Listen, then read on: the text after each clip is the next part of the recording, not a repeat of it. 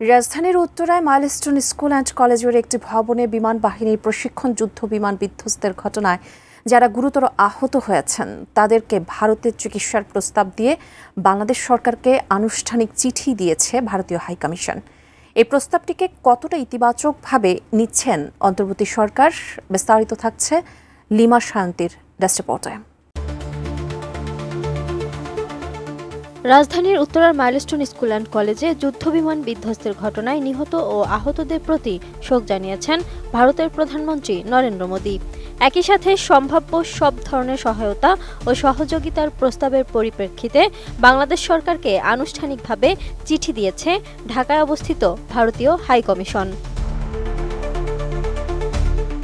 22 জুলাই এ চিঠিতে বাংলাদেশ সরকারকে অনুরোধ জানিয়ে ভারতীয় হাইকমিশন বলেছে, দুর্ভাগ্যজনকভাবে মাইলস্টোন স্কুল অ্যান্ড কলেজে বিমান দুর্ঘটনায় যারা আহত হয়েছেন চিকিৎসার প্রয়োজন হলে ভারতের পক্ষ থেকে প্রয়োজনীয় ও জরুরি চিকিৎসা সেবা সহায়তা করতে চায় তারা।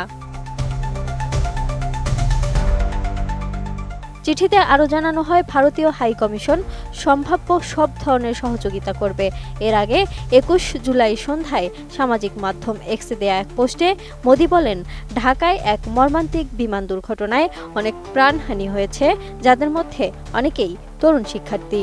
মর্মান্তিক এই দুর্ঘটনার জন্য গভীরভাবে শোক প্রকাশ করেন তিনি।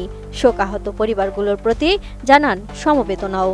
সব মশার বিরুদ্ধে সুরক্ষা দিতে এলো বসুন্ধরা এক্সট্রিম অ্যারোসল, মশার বিরুদ্ধে এক্সট্রিম সুরক্ষা। ভারতের প্রধানমন্ত্রী ওই পোস্টে আহতদের দ্রুত আরোগ্যও কামনা করেন। এক্সে দেয়া ওই পোস্টে বাংলাদেশের সঙ্গে ভারত সংহতি প্রকাশ করে এবং সম্ভাব্য সব সহায়তা ও সমর্থন দিতে প্রস্তুত বলেও জানান তিনি।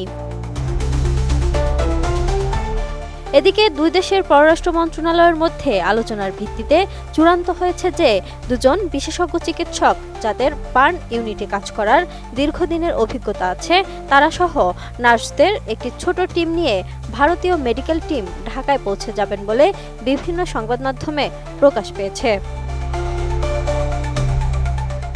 অন্যদিকে শ্রম উপদেষ্টা এম শাখাওয়াত হোসেন জাতীয় বার্ন ইনস্টিটিউটে পরিদর্শনে এসে সাংবাদিকদের চিকিৎসকের পরামর্শ অনুযায়ী আহত শিক্ষার্থীদের যতজনকে সম্ভব বিদেশে নিয়ে যাওয়ার আশ্বাস দেন। তিনি সাংবাদিকদের আরও বলেন, সিঙ্গাপুর থেকে চিকিৎসকদের টিম আসছে, তাদের পরামর্শ অনুযায়ী যদি দরকার হয় তবে আহতদের এয়ার অ্যাম্বুলেন্সে করে সিঙ্গাপুরে নিয়ে যাওয়া হবে।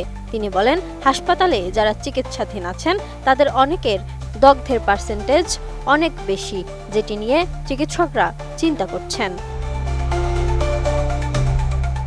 Lima Sayanti, desk report, ATN news.